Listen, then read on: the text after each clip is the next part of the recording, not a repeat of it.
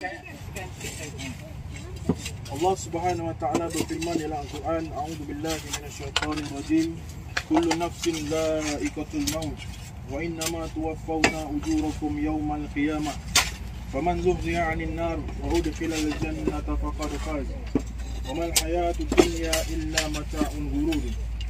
Yang artinya bahawa setiap yang bernyawa akan merasakan kematian, dan bahawa sesungguhnya hanya pada hari kiamatlah akan disempurnakan segala balasan bagi kamu.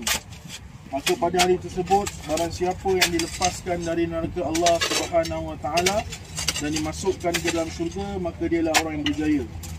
Dan tidak lain tidak bukan, kehidupan dunia ini hanyalah senda gurau bagi orang-orang yang terpedaya.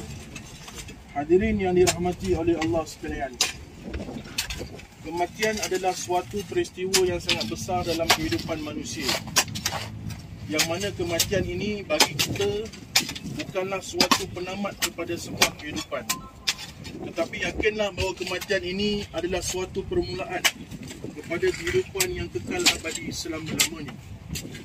Allah Subhanahu wa taala berfirman, Qul innal mauta alladhi tafirruna minhu fa innahu mulaqikum thumma turadduna ila 'alimil ghaibi wasyahadah fayunabbi'ukum bima kuntum ta'malun.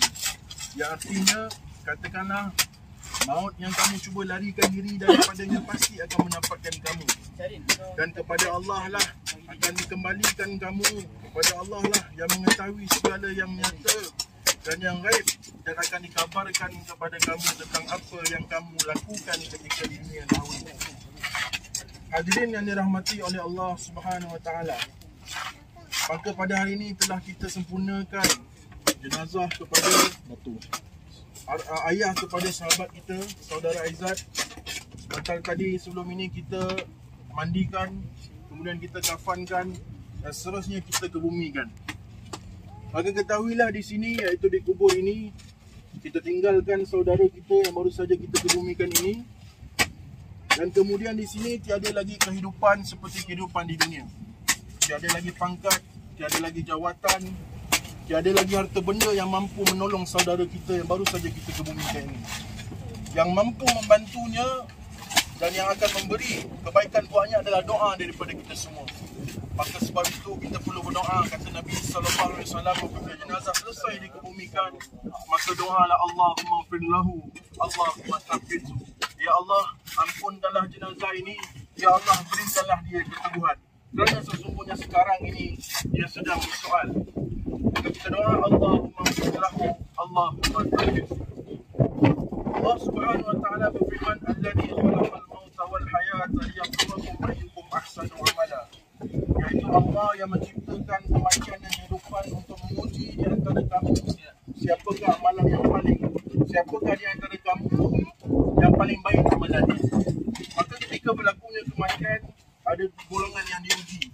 Pertama sekali adalah golongan yang kita baru saja kebumikan, iaitu si mati. Maka dia diuji dengan ujian-ujian kubur dan seterusnya. Kemudian kita yang masih hidup juga diuji dengan kesedihan, dengan kedukaan, terutama sekali isteri, anak-anak, saudara mara dan jiran tetangga, juga teman-teman rapat kepada almarhum. Maka kita bersabar dan banyakkan berdoa kepada Allah SWT agar Allah SWT mengampuni ayah kita ini, mengampuni suami kita ini, mengampuni jiran kita dan sahabat kita ini. Semoga Allah SWT menerima doa kita, kebaikan untuk almarhum, insya-Allah. Amin. Hadirin yang dirahmati oleh Allah, kemudian dengan kita menyempurnakan jenazah ayah kepada sahabat kita ini, maka perlulah kita mengambil iktibar bahawa apa yang kita lihat ini tidak habis di sini saja, tetapi ini adalah suatu iktibar dan suatu pelajaran untuk kita yang masih hidup. Kata Nabi SAW bahawa ini adalah harimil ladzat, iaitu inilah penghapus segala kelazatan, iaitu kelazatan dari kelazatan dunia ini. Maka sebab itu kita perlu mengambil iktibar dan kita bersedia untuk menghadapi kematian yang akan datang kepada kita tidak lama lagi. Mungkin besok dan mungkin sebulan lagi, dan kita tidak tahu pada bila-bila masa kematian ini akan datang kepada kita. Seperti sahabat saya ceritakan bahawa malam tadi baru saja arwah almarhum dihantar ke hospital. Dihantar ke hospital. Kemudian pagi tadi jam 9.30 pagi, almarhum telah disahkan meninggal dunia. Maka begitu singkat dan tiada siapa sangka bahawa semalam baru saja kita berbual, kita bergelak ketawa, kita bersenda gurau dengan almarhum. Tetapi hari ini almarhum telah berada di bawah ini dan kita kebumikannya. Maka begitulah kematian tuan-tuan dan puan-puan, bahawa sesungguhnya kematian ini sangat dekat dan sangat mengejutkan. Tiba-tiba saja kematian ini akan datang. Siap atau tidak, sedia atau tidak, mahu atau tidak, dia tetap akan datang dan akan datang kepada kita, dan datang kepada kita dengan wajah yang mengejut. Maka sebab itu kita perlu bersedia untuk menghadapi hari kematian ini.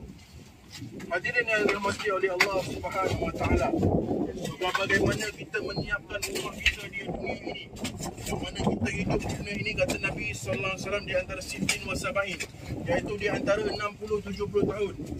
Di atas dunia ini kita mereka khas rumah kita dengan cantiknya, dengan halaman yang luasnya. Kita mengimpikan rumah yang sungguh indah untuk kita diami dalam masa 60-70 tahun. Tetapi ketahuilah tuan-tuan dan puan-puan bahawa rumah yang paling penting untuk kita siapkan adalah rumah kita untuk kita hidup selama-lamanya, untuk kita hidup kekal abadi, iaitu rumah kita di akhirat nanti. Maka gunakanlah modal yang ada ini, iaitu umur dan kesempatan. Umur dan kesempatan yang masih ada pada kita yang hidup ini adalah modal untuk kita mereka bentuk rumah kita di akhirat. Jadi bagaimana kita menggunakan modal ini, bagaimana kita menggunakan modal ini ketika hidup, maka begitulah hasilnya rumah kita di akhirat. Jika kita mahukan rumah kita ini dibuka, dibentang seluas mata memandang, maka beramallah dengan modal yang masih ada ini. Pergunakanlah segala kelebihan, harta, jawatan yang Allah berikan untuk kita betul-betul menggunakannya semata-mata kerana Allah dan untuk mendapat kekalan di akhirat. Maka tuan-tuan dan puan-puan yang dirahmati oleh Allah Subhanahu wa taala sekalian, begitulah kematian ini sangat dekat dengan kita, dan kita hari ini kita ditunjukkan oleh Allah Subhanahu wa taala bagaimana penghabisan kehidupan di atas dunia ini. Ini adalah suatu peristiwa yang sangat besar di dalam kehidupan manusia, yang mana nanti Allah Subhanahu wa taala akan sampaikan detik ini kepada kita semua.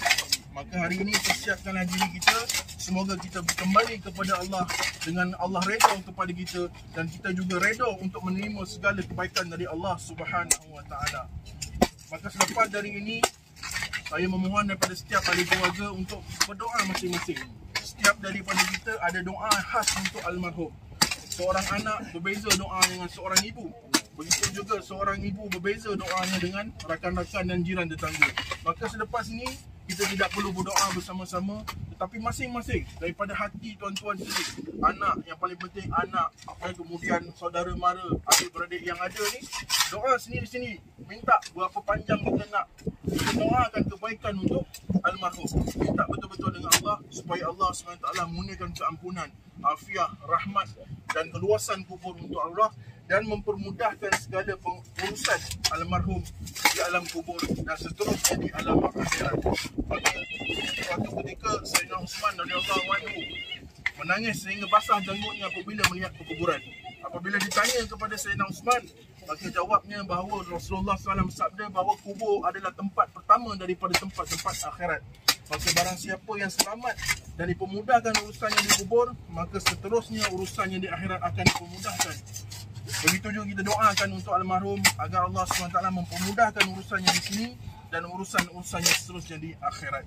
Jadi insya-Allah sama-sama selepas ini kita berdoa sendiri-sendiri untuk almarhum, dan semoga Allah SWT mengabulkan doa kita, dan semoga Allah SWT menempatkan almarhum di tempat yang semulia-mulia itu syurganya insya-Allah. Assalamualaikum warahmatullahi wabarakatuh.